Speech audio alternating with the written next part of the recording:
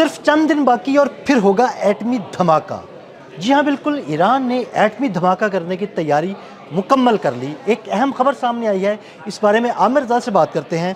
आमिर भाई, कुछ दिन से हम कह रहे हैं कि किसी वक्त भी वो एटमी धमाका कर सकता है। अब फिर कुछ खबरें सामने आ रही हैं कि ईरान की तैयारी मुकम्मल है और किसी भी वक्त वो एटमी धमाका कर सकता है। पहली बात तो ये है कि अमेरिका के सेक्रेटरी पावर की तरफ से ये बयान आया है और उनका ये बयान जो है इस वक्त बहुत सारे अखबारात की ज़ीनत है। और उन्होंने ये कहा है कि ये जो आप 60% की और 410 किलोग्राम की बात करते हैं, ये असल में इतनी गहराई में है, क्यों है इतनी गहराई में, और ये किसी वक्त भी एक बड़ा ब्लास्ट जो है हो सकता है। अच्छा, उसको अगर लिंक करें डोनाल्ड ट्रंप की इस बात से कि ये इतनी गहराई में मौजूद है कि यहाँ तक धमाका खेज़ मवाद नहीं पहुँच सकता है, एक बात। दूसरी, उन्होंने कहा कि ये इसको निकालने की टेक्नोलॉजी या चीन के पास है या अमेरिका के पास है। अच्छा। दूसरी बात, अब ये ईरान भी इसको निकाल नहीं सकता है, तो क्या ये वाकई में जिसको न्यूक्लियर रॉड्स कहते हैं, उन रॉड्स के अंदर इसको गहराई में रखा गया है कि किसी वक्त भी आपको अगर एटमी धमाका करना पड़े तो आप एटमी धमाका कर दें।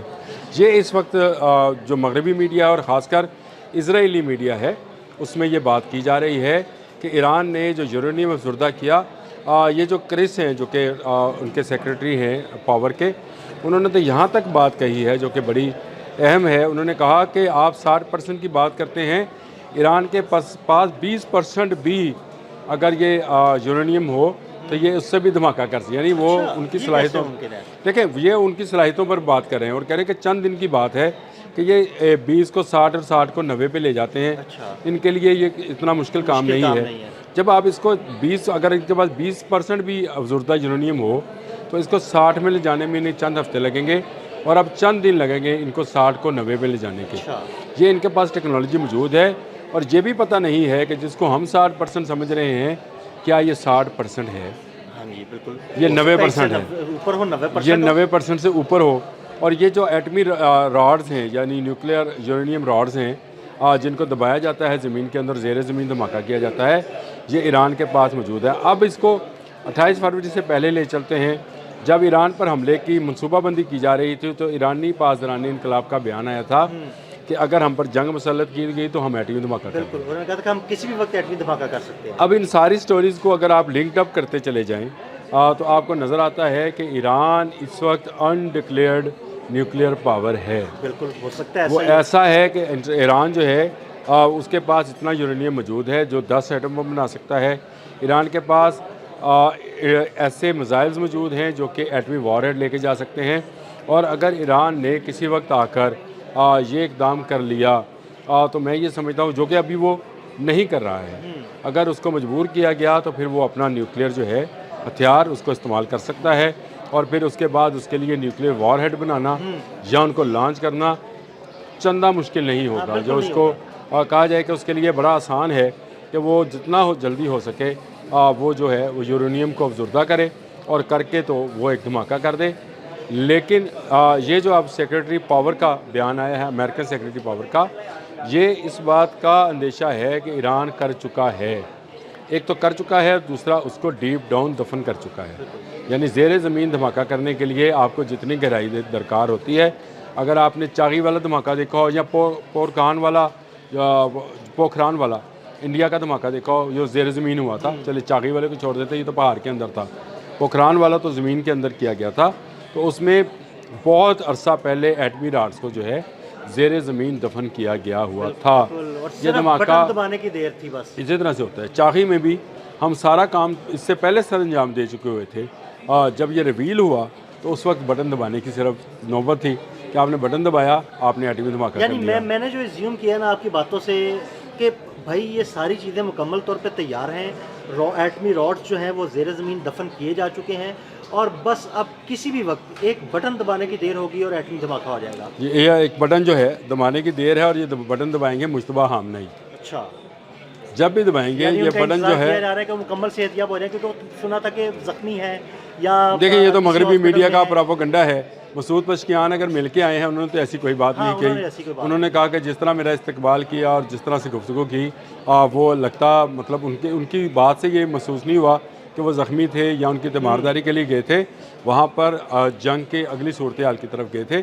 और उसके बाद मुश्तबा हामनाई के नुमाइंदे का बयान आया था कि आपने हमज़ एटमी बॉम्ब है जिसको अगर अब छेड़ा गया तो एटमी धमाका हो सकता है। देखें, आपने हरमज़ का नाम लिया उन्होंने, लेकिन उन्होंने 7 एटमी धमाके की बात भी कर दी। इशारा दिया था। बिल्कुल। ये देखें, डिप्लोमेटिक लैंग्वेज के अंदर इसी तरह इशारे कनायों में बात की जाती है।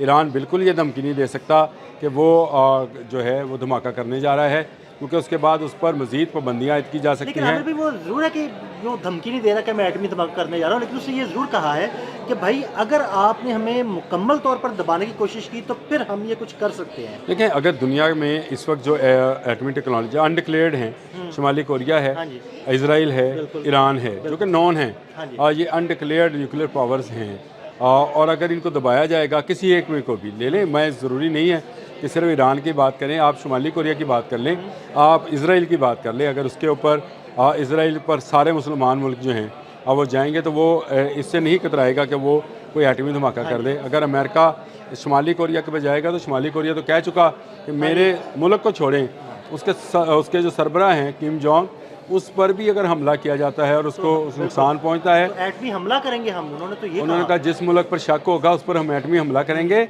बाकायदा कानून साजी कर दी उन्होंने। देखो, उन्होंने असम्बली में ले जाकर और एक वोट मुखालफत में नहीं आया। हाँ जी। किम जोंग आंग की उन्होंने कहा कि हमें इसकी ज़िंदगी किसी और मुल्क से ज़्यादा अजीज़ है, बिल्कुल ऐसे। इसकी जान गई तो हम एटमी धमाका करें। तो अभी मुश्तबा हामनाई के हाथ में वो रेड बटन है, मुश्तबा हामनाई के हाथ में वो न्यूक्लियर बटन है, और ये रॉड्स इतने नीचे डीप डाउन दफन किए जा चुके हैं जहाँ पर एटमी धमाका किया जाए तो उसके असरात ऊपर नहीं आते हैं, इसलिए डीप डाउन किए जाते हैं।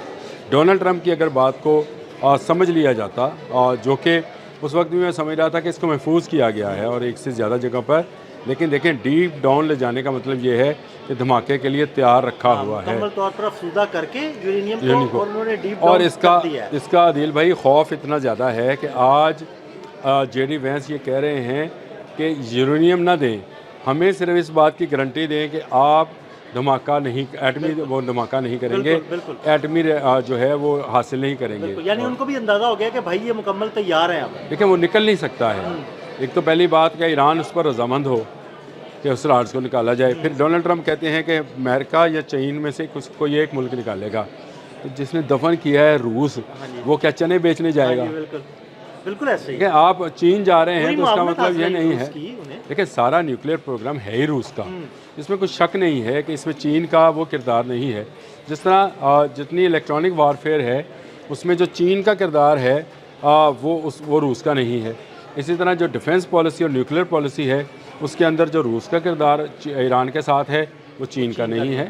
तो दोनों की अपनी अपनी लाइन्स हैं, अपने अपने मफादात हैं। एक असला बेचता है, दूसरा जो है वो टेक्नोलॉजी के बदले में तेल लेता है, और दोनों का अपना अपना ईरान के साथ मफादात बंधे हुए हैं। ये जो बयान दिया गया था ये सिर्फ मेरा ख्याल है चीन को खुश करने के लिए डोनाल्ड ट्रंप ने कहा, इसलिए कहा कि चीन अगर चाहे तो ईरान इस पर रजामंद हो सकता है कि इनको डिफ्यूज़ कर दिया जाए। इस फ्यूज़ को